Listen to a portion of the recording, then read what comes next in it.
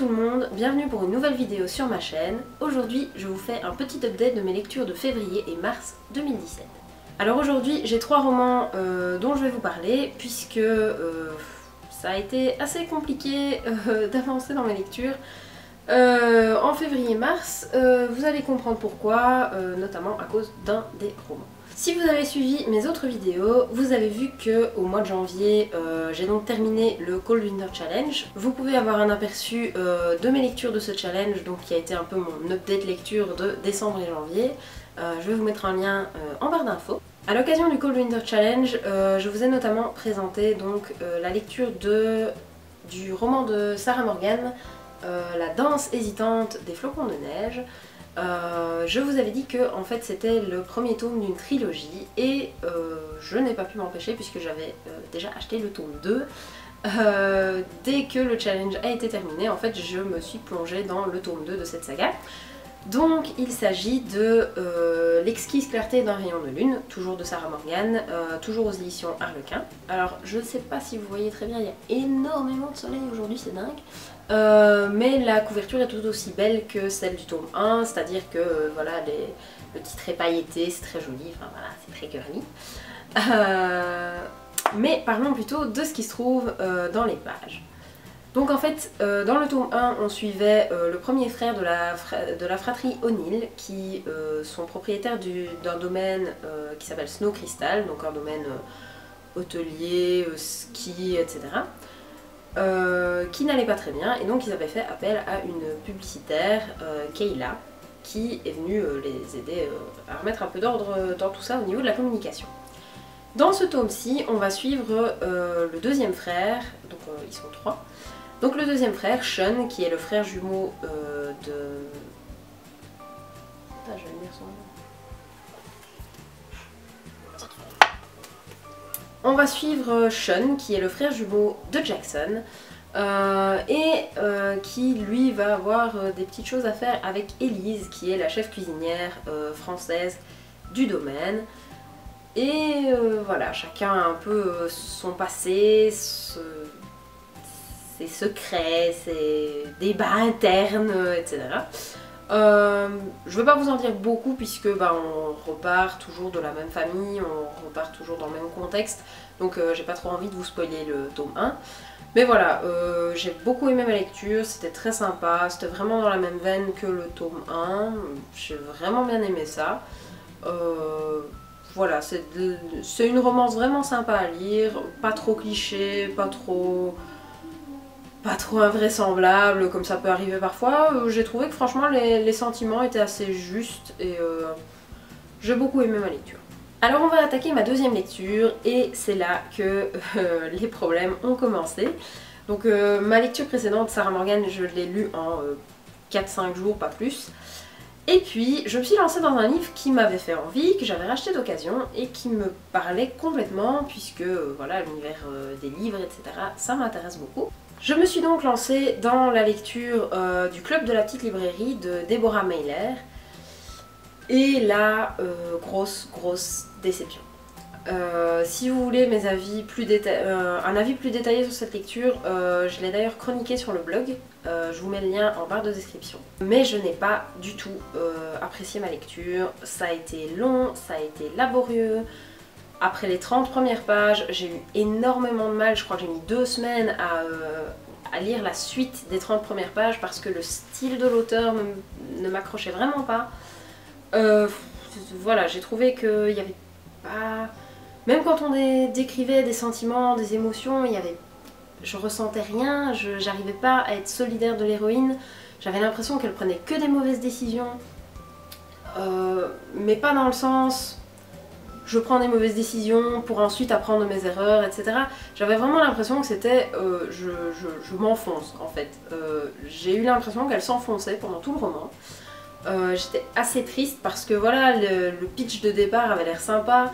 C'était une étudiante anglaise qui a une bourse pour étudier à New York, elle étudie l'art, elle a rencontré un homme dont elle est tombée amoureuse, sauf que elle tombe enceinte, c'était pas vraiment prévu. Quand il l'apprend, il la quitte et pour subvenir à ses besoins, en tant qu'étudiante, elle n'a pas trop de choix au niveau des métiers. Donc elle va se faire embaucher dans une petite librairie de quartier très éclectique, avec des personnages qui semblaient hauts en couleur. Et voilà.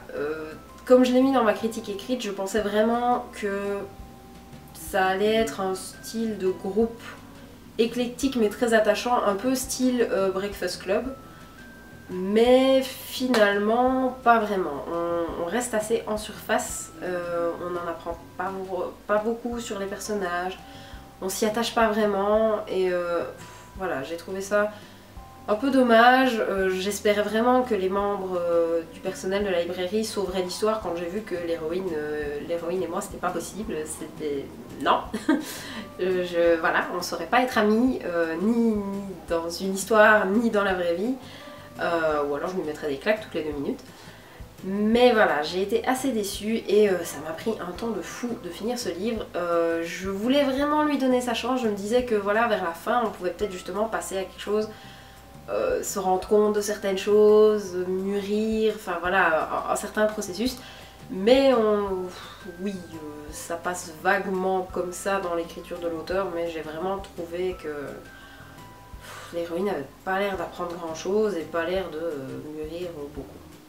Donc voilà, grosse déception au mois de février et mars, parce que oui, je crois que j'ai mis presque un mois à le finir.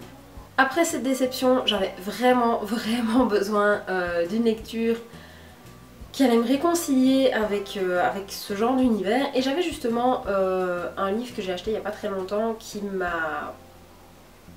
je sais pas, que je reliais légèrement dans ma tête à...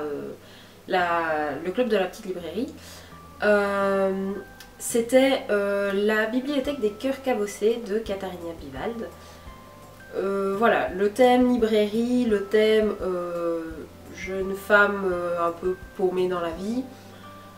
Ça pouvait être un pitch légèrement similaire au début. Donc le pitch de ce roman est en fait très différent, puisqu'on va suivre Sarah, qui est suédoise, qui a 28 ans, oui c'est ça, et qui correspond avec une dame âgée de l'Iowa qui s'appelle Amy.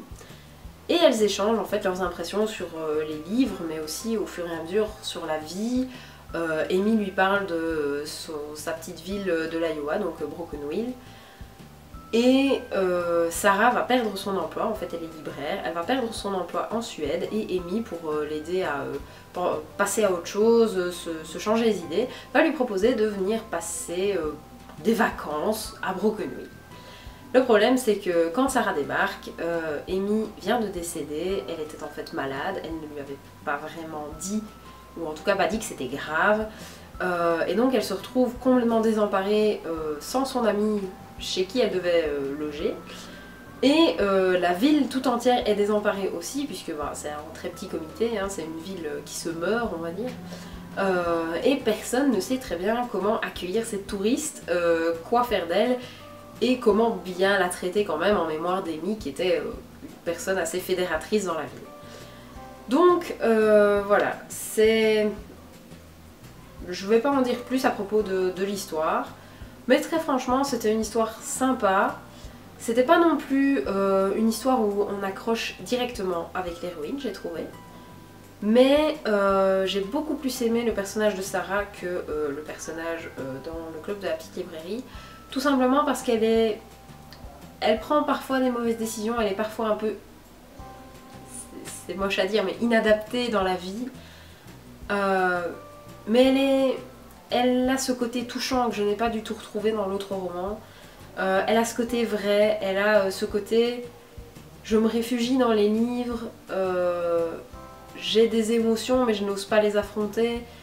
Voilà, on sent qu'elle est un peu au bord du gouffre, il y a la vie sous ses pieds et on n'arrive pas à la faire se décider à se jeter dedans. Et c'est voilà, c'est l'histoire d'un éveil, je dirais, c'est l'histoire de relations qui se nouent, mais petit à petit, lentement, très réalistement en fait. Et je trouve que la relation qu'on a avec Sarah se noue de la même façon qu'elle noue des liens avec les habitants de Brokenville. C'est-à-dire lentement, et c'est lent mais c'est très beau. Voilà, c'est comme ça qu'on sent qu'on noue une relation plus profonde avec quelqu'un. C'est pas forcément le coup de foudre, Mais voilà, on apprend doucement à la connaître et on se sent de plus en plus proche au fur et à mesure du récit. Maintenant, il y a aussi beaucoup d'humour dans ce roman, il y a des passages qui m'ont franchement fait rire, des petites remarques dans le style de l'auteur, c'est pas forcément les dialogues, mais parfois juste une petite remarque de l'auteur qui me faisait rire, et d'ailleurs j'appelais mon copain et je lui disais écoute, attends, il faut que je te lise cette phrase. Et voilà, j'ai trouvé que c'était vraiment un mix très très sympa entre de l'émotion, du rire, une histoire très humaine, je vais pas dire une saga familiale puisque ici on parle pas d'une famille mais d'une ville, mais c'était un peu ça. On a un peu l'impression que tous les membres sont comme les membres d'une famille et c'était vraiment une très très chouette lecture. Je comprends pourquoi on m'en avait dit du bien. Donc voilà, je suis très très contente et heureusement ça m'a remis le pied à l'étrier pour mes prochaines lectures. Donc voilà, c'était 3 livres, donc mes 3 lectures février et mars 2017.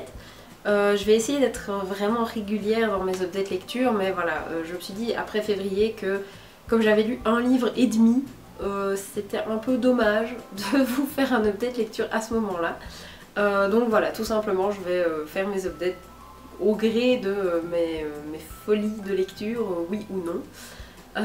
Et j'espère que vous serez au rendez-vous la prochaine fois. N'hésitez pas à me dire ce que vous avez lu, aimé, pas aimé du tout au mois de février et mars.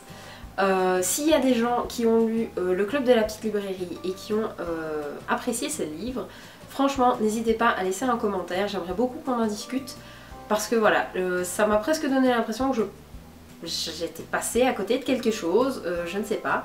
Voilà, s'il y a eu des amateurs de ce livre, venez en discuter en commentaire. Et bien sûr, s'il y a des personnes qui ont aussi lu mes 2 autres lectures, n'hésitez pas à venir en discuter également.